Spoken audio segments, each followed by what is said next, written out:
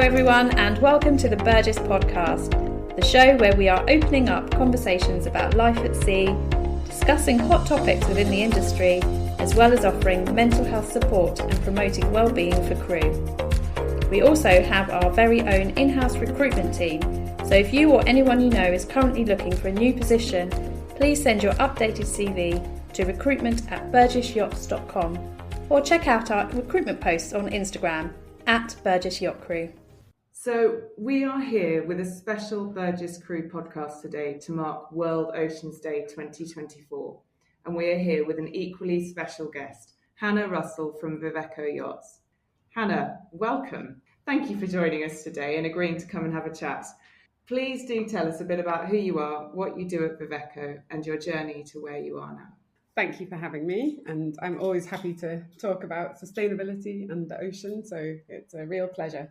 I was a yacht stewardess for 10 years nearly, and finally settled here in Mallorca when I had my son.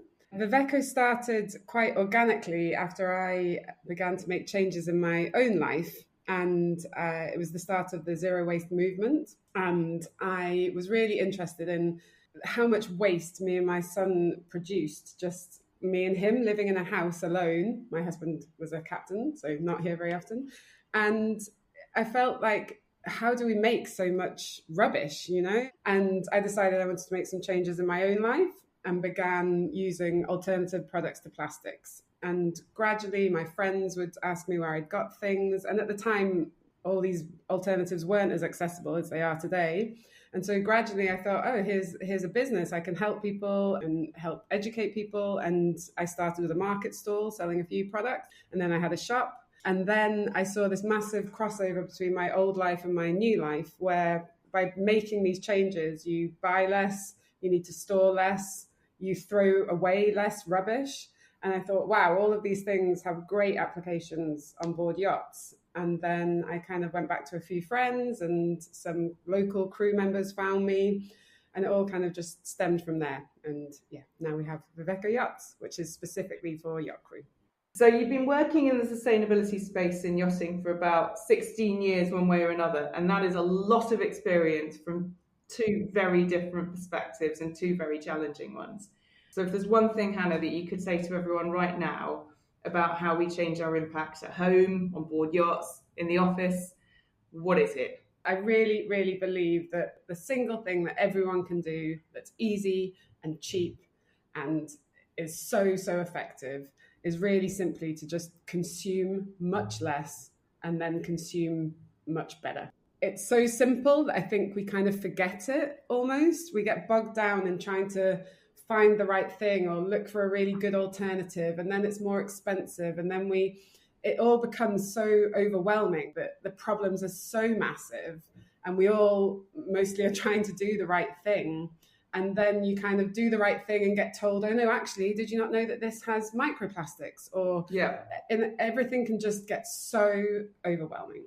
And if you just take a step back and go, do I really need this? Is it going to be useful? Like, what's the life cycle of this thing? How long is it going to last? And just start asking questions that really make you think about the things that you're buying. And by simply doing this, we can reduce so much waste. We can reduce so much shipping. We can reduce, in every aspect, so much plastic by just simply buying less rubbish.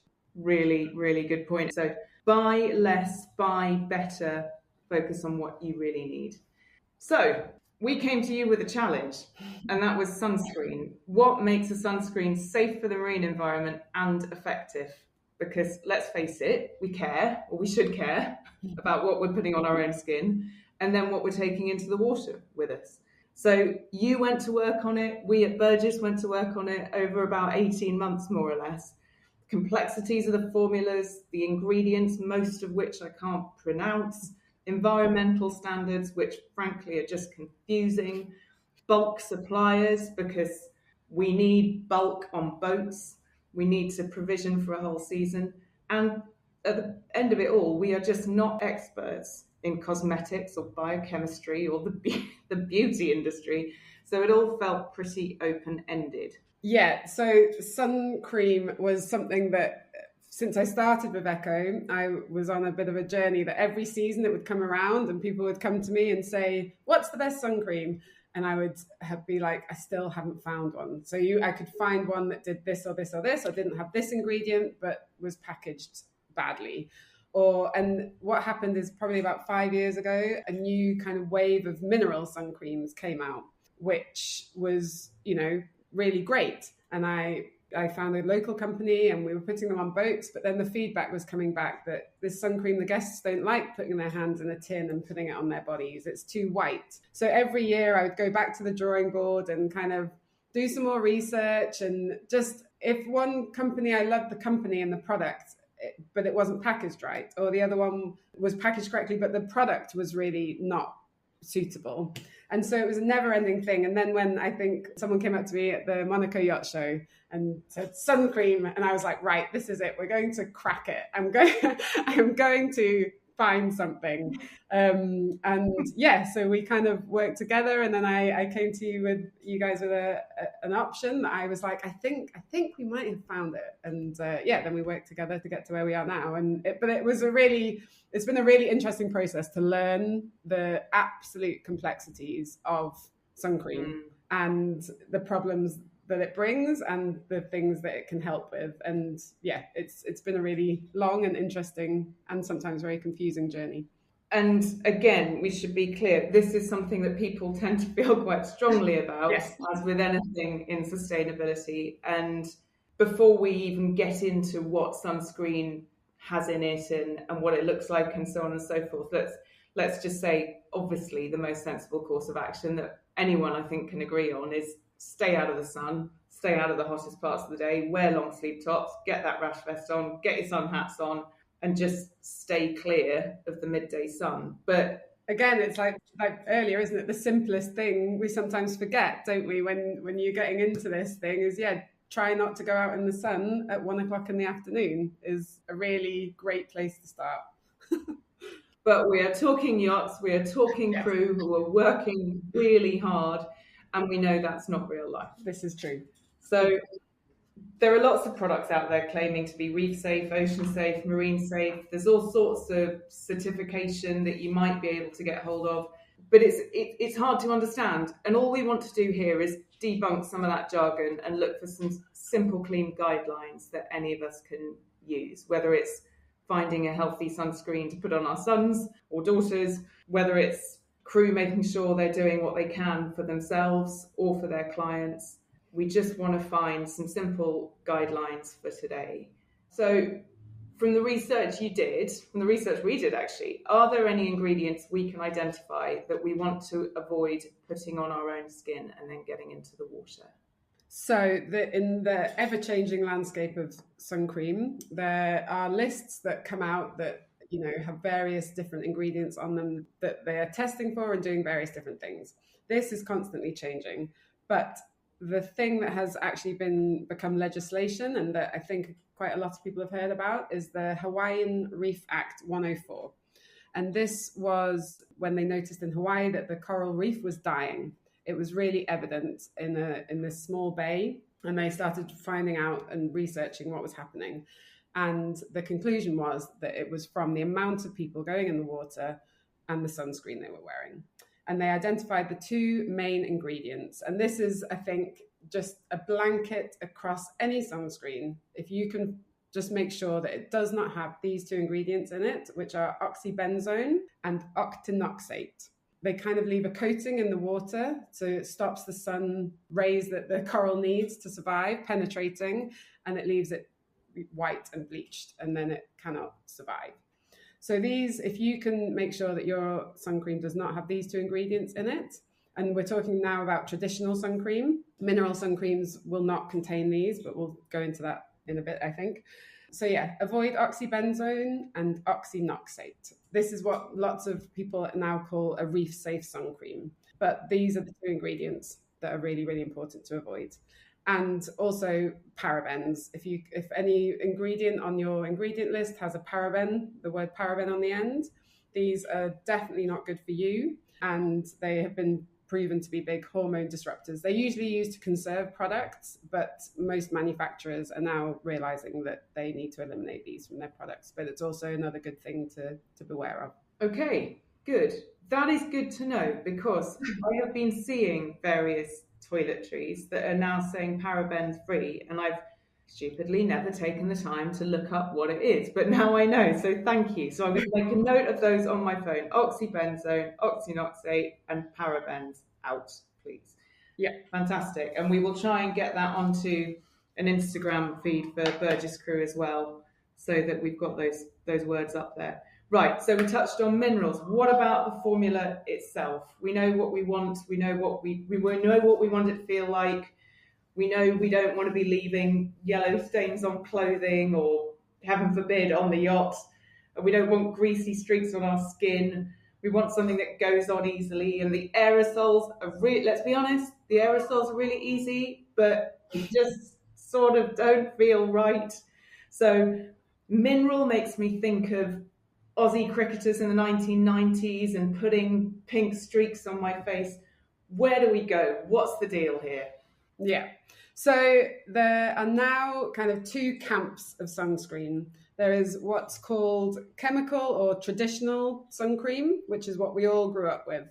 And then there is what is classed as the mineral-based sun creams, which is what you remember from the cricketers or people surfing. You have the big stripes across your face.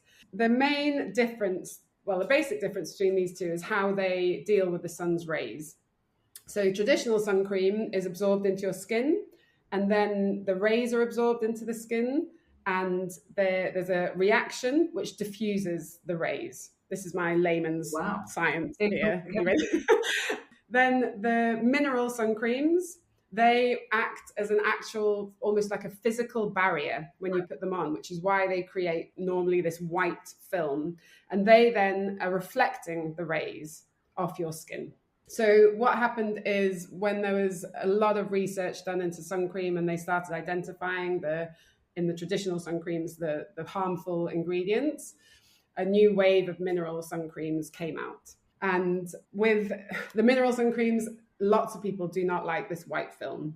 Yeah. To counteract the white film, so mineral sun creams normally contain, zinc oxide or titanium oxide. And these are the particles that create the film. And when manufacturers realized people don't like this thick white film, they reformulated the zinc and the titanium oxide to become nanoparticles, which means that they're less visible on your skin. And then, as with everything to do with sustainability and doing the right thing, this then created a whole new set of problems, which is that nanoparticles, which are particles that are below 100 nanometers, tiny, tiny, tiny, were then identified as being too easily absorbed into your skin, and also too easily absorbed in water into coral and into plankton. So there's been this new movement away again from nanoparticles back to non-nano. So you kind of want to keep an eye on your mineral sun creams to check that they are non-nanoparticles. Companies are now reformulating by adding other ingredients into mineral sun creams so that they lose that white film, don't have nanoparticles, but are still nicer on your skin. So as everything is being developed and as new problems are identified, new solutions are found. But it's an ever-changing world. Does that make any more sense? That does make some sense. So we have evolved. It has been an evolution towards mineral non-nanoparticles. Yes. There are ingredients we want to stay clear of. Yeah. And some traditional formulas are also still great. Yeah. Okay. Exactly. And what it comes down to a lot is personal preference. You know, if you're trying to sun cream up the children really quickly, you probably don't want a really thick mineral sun cream. You want something that's going to protect them in the best way that you can apply really easily. If you are about to go down a ski slope for 8 hours and you don't mind what you look like, whack on a really thick mineral cream. You know, it's about finding the best fit for the right situation and the right time. Okay. Can Certification, give us any kind of steer on this. Are there standards? Clearly there are standards. How do we find a way to them? Certification is great, but it can also be another confusing issue. So it can be quite complicated. It can be quite costly to obtain certification sometimes. So some companies that are good don't have it, and other companies can have it, but have maybe paid a few people. It just depends. And there are also different certification in different countries. So the USA compared to the EU. So it's something that's really difficult to stay up to date and current on. I think with sun cream, a kind of way to help yourself understand more is to look at things like, what does the labeling mean? So for example, things like broad spectrum. We've grown up reading these labels, but do we actually know what they mean? And it's quite important with sun cream that you are getting a broad spectrum, because what this means is you have a sun cream that's protecting you from UVA rays and UVB rays. The difference between the two is that UVB is the ray that makes your skin turn brown and darker, but it's also the one that can damage your skin and give you skin cancer. UVA rays are the ones that kind of do less serious damage, but more aging damage. So we kind of want to be protecting against both. So if your sunscreen says broad spectrum, this is what this means. It protects against both. SPF is essentially the level of filter it is providing to your skin as a barrier. Exactly. And the higher that number goes, the greater the filter. But it is still not a complete block. It is just reducing impact. Okay, that is really helpful actually. So we know what broad spectrum is covering UVA and UVB, and ideally we want both of those, and we want a high SPF. Okay, big one. Everyone's come up against it. Springtime, getting ready for a summer charter season. That problem of packaging and shipping and recycling. We know how much we have to take on board to last a season. This is a big challenge, isn't it? Yeah. And it's one of the things, I have these kind of memories from my yachting days a long time ago. And I can remember walking into supermarkets in Costa Rica and literally putting my arm on a shelf and like sweeping a shelf into a trolley. Because when you have a yacht with 26 crew and then you have 12, 14 guests, these are huge quantities of everything that you need. And then all of those single bottles of plastic are then used, put in a bin, and then thrown away. I'm using quotation air marks for away because there isn't really an away. And especially if you're in somewhere like Costa Rica or the Seychelles, where there is no recycling system, these items ultimately just end up dumped somewhere. So this is why the end of life and thinking about how products are used is so, so important. So with sunscreen, there hasn't been an alternative really. Even this is what we were talking about earlier, that even if you find a sunscreen that formulation-wise, application-wise ticks all your boxes, it's then still in an aerosol can or it's in a plastic bottle. And trying to find an alternative to this is really difficult. And lots of new mineral sun creams that came into play were in aluminium, but then you have this problem of guests not liking this thick mineral formula. So yeah, there are now options coming through, and I think we're going to touch on our product that we kind of have fallen in love with, that is in aluminium packaging and is refillable. This is one of the big concepts that I have within my business, is I don't want to just sell anything that we haven't thought about the end of life of. So yeah, there are options coming through. And the compromise then is that you have to learn how to look after things. When you refill them, we're so used to having a throwaway culture that, some of these things take a little bit more time. You have to clean them, you have to look after them, you have to kind of think about, the product, check it. But for me, it's a small price to pay for not having to throw tons of rubbish away at the end of every season. So happily, we came back to you just as you discovered a set of products which actually we'd not heard of before, but seemed to be doing a good job. And actually several of the yachts in the Burgess fleet trialled it for us last summer and seemed to have some pretty good feedback, because I think some of them have taken those products on board again last year. So Hannah, tell us a bit about products we found and those trials. So the product that we finally found is actually a sun cream that is produced and was born in the UAE, and the woman who started the company had a background in the beauty industry in the UK. And when she moved, she went through this journey that me and you have been on, trying to find the right product that does the right things with the right ingredients. And she's like, this doesn't exist, so I'm going to invent it or create it. And she then spent, I think, 3 years working on formulas and production. And there are a lot of barriers with labeling and legislation and testing. And finally, she came out with this amazing range of sun cream, which is supplied in a lot of the high-end luxury hotels in the Seychelles, the Maldives, the UAE. So it's really nice. We've had a few clients be like, oh, I've used this in, the Maldives or something. And so there's brand recognition. It's called Sunkiss, and we have partnered with them to create the brand that's specifically for yachts called Ocean. So it has really lovely packaging. It's all packaged in aluminium bottles, and it's available in 1 litre and bulk containers, so 4 or 5 litres as well, depending on the size of your yacht. There are, within the range, there's a mineral option. There's a more traditional option. There is a spray, which is a pump spray, not an aerosol.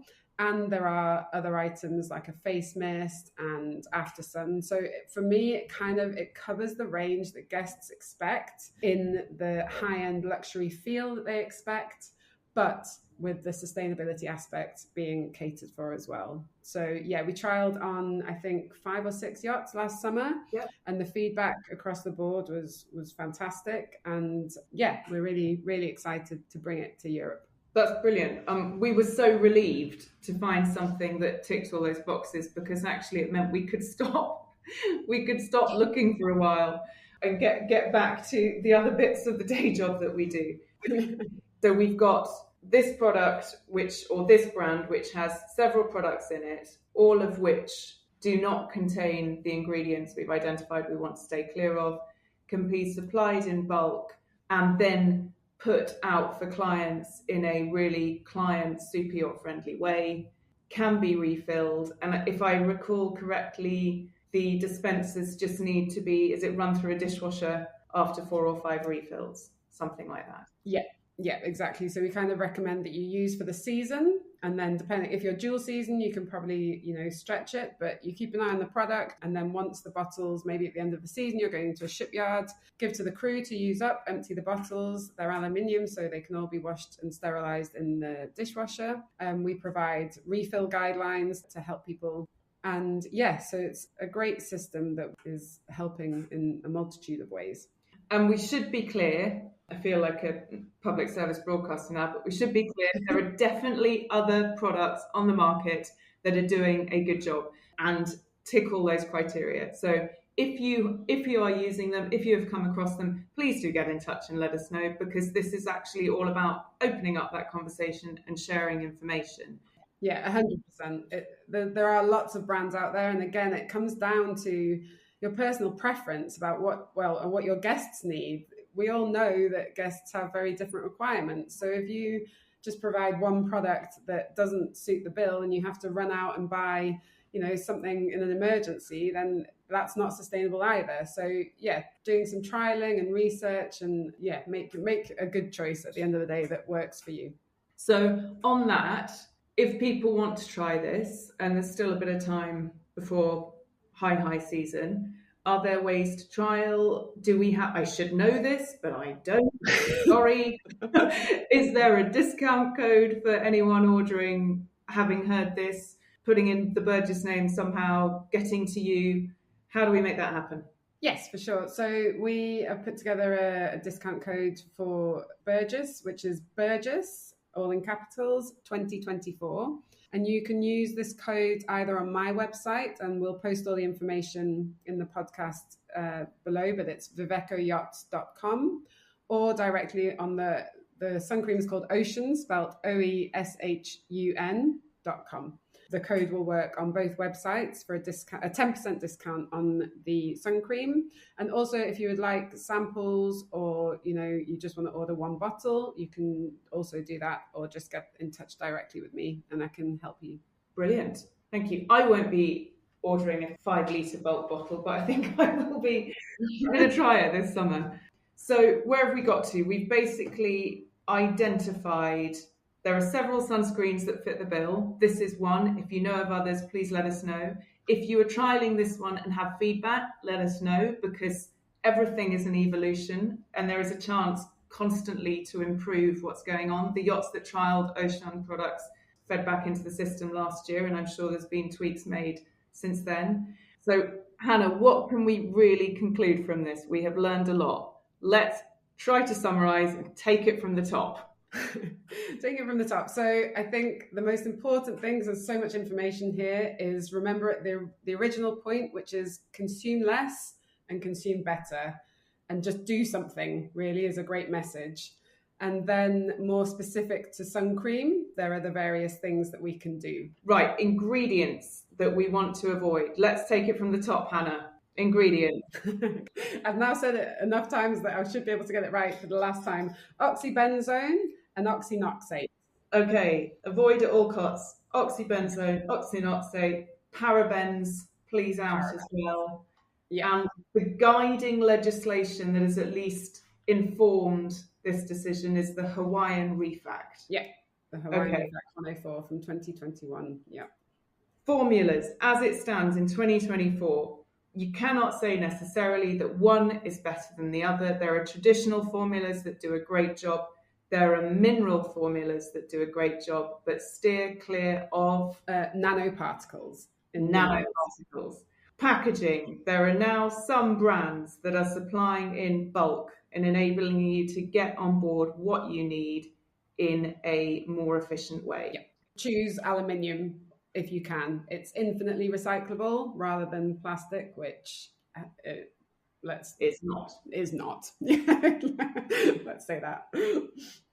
And the super basic logic is stay out of the sun when you can. Yeah, exactly. Okay, well, I think we've covered a lot, but clearly this is a big topic and we are probably going to get a bit of feedback on this, which we will then try and share through various channels as well. So please do send constructive comments in. Let us know how you're getting on. Let us know what else we should be looking at. And finally, Hannah, thank you very much for coming. You are so welcome. Thank you for having me. We love working with you. Likewise.